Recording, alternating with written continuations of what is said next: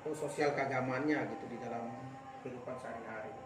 Makanya kalau kita pepetkan dengan kepercayaan masyarakat yang kita sebut sekarang ini sebagai istilah waktu telu itu, dia menjadi benar. Karena waktu telu itu juga kan dianggap sebagai orang Sasak yang belum berislam secara kafah lah. Kalau menurut Prof Jamal ini, kalau saya meminjam istilahnya Prof Jamal.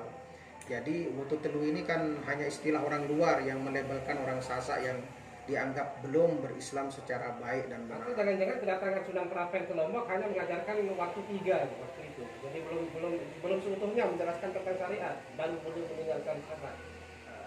Kalau pandangan saya mengkristal menjadi sebuah dogma di Sasak pada saat itu. Kalau ini kan cerita dari mulut ke mulut, informasi bahwa si A datang, Sunan Prapen datang ke Sasak, ke Lombok menyebarkan Islam, dia hanya baru sampai mengajarkan sholat sampai 3 kali gitu, sampai waktu yang ketiga, jadi belum lengkap 5 akhirnya. Tapi itu saya kira terlalu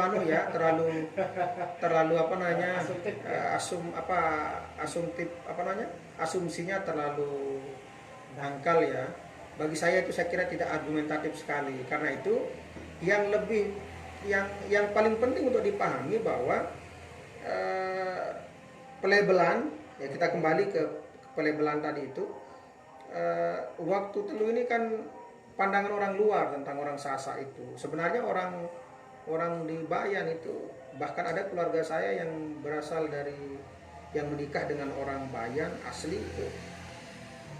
Dan beliau dulu itu ya saya tahu ya dia sama lah seperti kehidupan keagamaan orang Bayan secara umum yang memang waktu telu itu. Tapi dia tidak pernah dikenal nama waktu telu. Justru kemarin dia pernah kenal itu. Dia lebih senang disebut Bode gitu. Seperti apa yang dijelaskan Bode, agama Bode gitu. Jadi itu bisa jadi adalah agama Buddha atau apa itu? Saya tidak mengatakan bahwa itu lahir dari agama Hindu Buddha, tetapi itu bisa jadi adalah percampuran dari animisme dan kehidupan dan agama Hindu Buddha di dalam kehidupan orang Sasak. Saya kira inilah kemudian nanti turunan dari monoteisme Sasak itu gitu. Karena ternyata sebenarnya orang Buddha ini juga monoteisme dia sebenarnya. Hanya saja di dalam kehidupan muamalahnya itu dia dianggap hanya sholat. Tidak, dia sholat tapi kan 3 kali gitu, dan ada waktu tertentu yang mirip-mirip seperti cara orang Hindu lah gitu. Jangan-jangan dia hanya sholat pada saat hari Jumat, hari raya Idul Fitri dan hari raya Idul Adha, 3 kali dalam setahun. Nah, sehari itu dia 3 kali. Kalau bulan puasa misalnya mereka tidak puasa begitu kan. Dan saya punya keluarga sepupu ibu, bahkan dia mempraktikkan itu dalam kehidupan sehari-hari di daerah selatan ini gitu. Dan karena ternyata memang ada beberapa titik itu sampai sekarang masih kuat. Pelabelan itu memang waktu 3, tetapi kalau kita merujuk ke beberapa sumber-sumber itu sebenarnya itu tidak valid. Tidak valid maksud saya bahwa itu terminologi yang dibuat oleh orang luar terhadap orang Sasak. Yang celakanya itu kemudian diamini oleh orang Sasak sendiri begitu. Nah, karena itu sebenarnya perlu kita luruskan ini tentang istilah waktu telu ini, bahwa jangan sampai kemudian seolah-olah kita benturkan antara orang Sasak yang taat terhadap agama ini dengan orang yang kita katakanlah dia belum taat terhadap agamanya. Kenakalan beragama lah. Ya, kenakalan beragama begitu. Karena kalau kita mau jujur sebenarnya penghormatan terhadap apa yang dikategorikan sebagai cinta terhadap lingkungan, penghormatan terhadap alam itu juga mereka lakukan. Kan dalam SDGs itu kan yang dicanangkan oleh PBB hari ini kan mereka sudah lakukan sejak lama itu. Bagaimana betul-betul dia kehidupan keagamannya itu identik dengan alam gitu misalnya. Ya mungkin itu sebabnya kemudian di beberapa komunitas tertentu di Sasak ini menjadikan Rinjani sebagai sentral ritual tertinggi bagi mereka. Kan pasti kita temukan.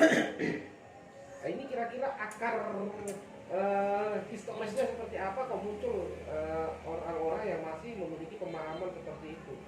Bahkan dengan beribadah di Gunung Rinjani itu sama dengan kita pergi ke Mekah. Sampai ada kita temukan pikiran-pikiran semacam ini di orang Sasak. Ini terutama di kampung-kampung ini banyak sekali pikiran-pikiran semacam ini, Pak Rasad.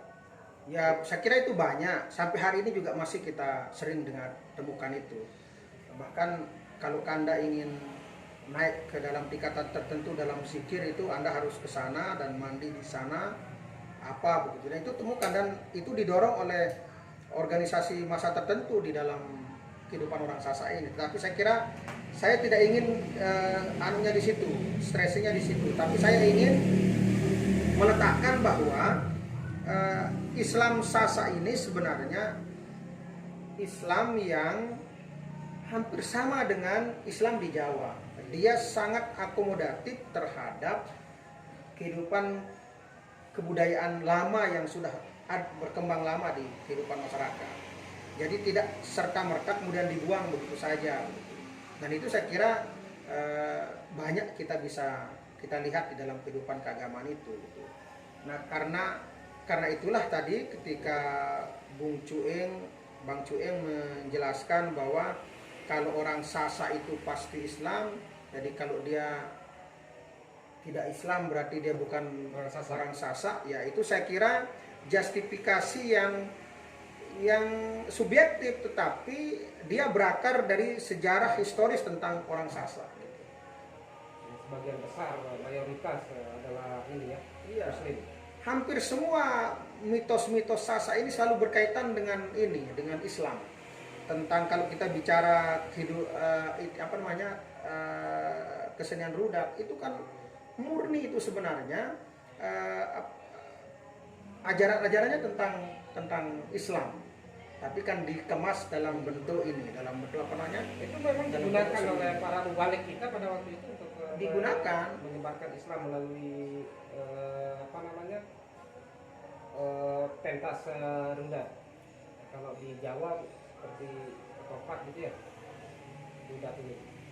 Ya, kalau saya sih bilang rudat ini kan lebih pengaruh pada ini, lebih dipengaruhi oleh Arab ya, Turki informasinya. Kebetulan ada salah satu artikel saya yang dimuat di jurnal Social Horizon di IKIP PGRI Pontianak itu ada pengaruh Turki di situ. Tapi saya ingin mengatakan begini, tahun 70-an sebenarnya Islam di Sasak ini tidak begitu, belum. Kalau kita katakan sudah familiar ya belum sebenarnya, karena banyak titik-titik tentu yang dianggap masih belum kafah lah berislam. Nah, karena makanya kenapa Nahdlatul Watan dianggap gencar berdakwah di komunitas Suatu Telu itu sebenarnya juga bagian dari tanggung jawab organisasi ini terhadap kehidupan keagamaan orang Sasak. Di samping memang kebijakan Orde Baru, kalau kita baca di beberapa tulisan Ibu Erni Pujanti, Pak Prof Jamal tentang bagaimana kebijakan Orde Baru terhadap kehidupan masyarakat, kehidupan keagamaan orang Indonesia di masa itu, memang dia ingin supaya jelas gitu loh. Aliran kepercayaan itu misalnya tidak diterima, dia harus jelas agamanya apa gitu. Sehingga dipaksakan KTP dan ABC gitu ya, nama ABC. Sehingga waktu itu memang ada anggapan orang-orang di saudara-saudara kita yang ada di KLU, di Bayan itu terpaksa akhirnya mengakui keislaman mereka. Gitu. Mereka sesungguhnya belum mengenal agama Islam. Belum, ya enggak mengenal sih sebenarnya. Sudah mengenal, tetapi kita anggap sebagai belum beragama secara sempurna seperti itu. Bahkan sampai di dalam ritual pernikahan misalnya sampai harus diislamkan kembali. Orang Sasak ini kan harus diislamkan kembali ketika mereka harus akad nikah. Banyak sekali kita temukan di masa kecil itu, kita saksikan orang harus direndam dulu baru dia bisa nyadar. Nah kalau ini kan sebenarnya itu aspek budaya sebenarnya. kalau kita bicara itu, karena sebenarnya sejak abad 17 itu, ketika Bali mulai menguasai Sasak tahun 1730-an itu, sebenarnya Islam itu sudah matang di Sasak. Islam itu sudah sangat kuat. Bahkan saya curiga sebenarnya pelabelan waktu Telu ini juga banyak bersinggungan dengan kepentingan, mohon maaf saja, kepentingan orang Bali terhadap orang Sasak. Karena bagaimanapun juga harus kita akui Bali berkuasa di Lombok ini cukup lama. Kalau kita hitung secara periode itu 1730-an itu Ajek sudah Bali menguasai Lombok. Kemudian nanti diambil alih oleh Belanda 1894. Hanya satu abad. Ya lebih, sekitar 2 abad, hampir 2 abad. Enggak, maksud saya kita dengan Belanda kurang satu abad ya. Ya, kalau Belanda kemarin hanya beberapa sekitar tidak nyampe 60 tahun, tidak nyampe 1 abad, hanya sebentar. Tetapi maksud saya begini, bahwa kalau kita bicara tentang Islam dan kearifan lokal ini di Sasak memang agak gelap sejarah Islam Sasak ini setelah kita dikuasai oleh Bali. Kenapa saya katakan gelap? Karena memang kita harus akui secara politik kita dikuasai oleh orang Bali. Nyata-nyatanya kerajaan-kerajaan yang sudah ada itu takluk dan tunduk kepada penguasa Bali di Mataram dan di Mataram itu yang keturunan dari Karangasem itu, dan itu Ajeknya 1730. Walaupun ada juga anggapan bahwa sebenarnya Bali tidak datang menaklukkan Lombok, tapi dia datang seperti orang Amerika yang datang ke seperti orang Inggris yang datang ke Amerika Serikat mencari tanah baru gitu. Karena menurut informasi ketika awal-awal kedatangan Bali di Lombok itu, Lombok Barat itu hanya padang ilalang gitu. Jadi yang ramai itu Lombok Timur saja yang ramai. Pada abad 16 memang hanya Lombok Timur yang Sasak, Lombok Mirah, Sasak Aidi itu kan Lombok Timur dan Lombok Tengah sebagian gitu. Lombok Barat itu masih gelap gitu. Makanya Sunan Prapen kenapa kemudian berlabuh dicari itu, memang di situ pelabuhan yang ramai dan persinggungan itu. Dan kita tahu juga kerajaan Islam yang besar kan Selaparang. Yang ramai memang di Selaparang sudah ramai pada masa itu, pada abad-abad 16-17 itu. Tetapi secara umum kita ketahui bahwa kita pernah dikuasai oleh Bali, dan kebijakan-kebijakan itulah kemudian yang hampir menenggelamkan identitas Islam yang sudah lama berkembang sejak hampir 1 abad.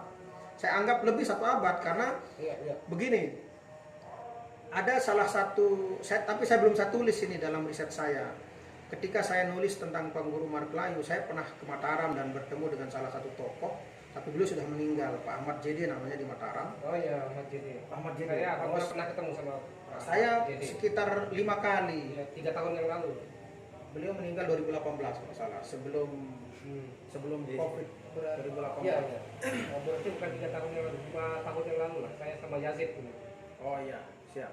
Jadi menurut beliau di daerah Purwadadi itu dulu ada namanya Kerajaan Purwa.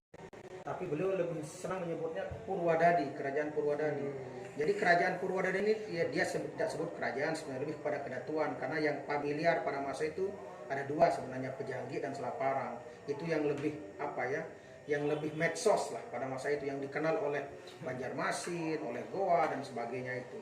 Sakra ini kan dianggap kedatuan karena lebih kecil. Tetapi begini, saya ingin spesifiknya begini.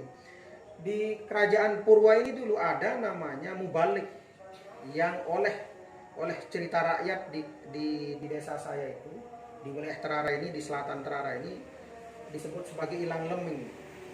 Saya tanya Pak Ahmad Jede, pernah dengar enggak Mami tentang Ilang Leming? Oh iya, saya pernah dengar. Kalau kesimpulan saya berdasarkan hasil riset saya secara lapangan dulu, beliau inilah yang disebut sebagai Syekh Mahdi Al-Baghdadi. Jadi Syekh Mahdi Al-Baghdadi ini adalah penegak atau orang yang mempertegas, seorang ulama dari Baghdad yang mempertegas ajaran Islam di wilayah Kerajaan Purwa, yang dipercaya oleh Raja Purwa pada masa itu untuk menyebarkan agama Islam setelah periode kedatangan Sunan Prapen di Lombok. Makanya saya anggap beliau ini adalah periode kedua setelah Sunan Prapen. Tapi proses untuk dia bisa datang ke sini, nah dia bagaimana proses transfernya? Nah, kalau itu jangan memang agak susah kita lacak. Secara historis itu agak susah kita lacak, tetapi bukti-bukti arkeologis kita temukan itu. Misalnya begini, yang makam Luang Balo itu kan orang Arab. Kemudian yang di Bayan juga orang Arab, karena namanya sudah merepresentasikan sebagai orang Arab. Dan itu saya kira kita sudah tahu lah bahwa pedagang-pedagang Arab ini ada di mana-mana begitu. Bahkan dalam salah satu teori jalur penyebaran Islam di Indonesia juga kan diprakarsai oleh orang-orang Arab. Nah, tapi saya ingin tegaskan bahwa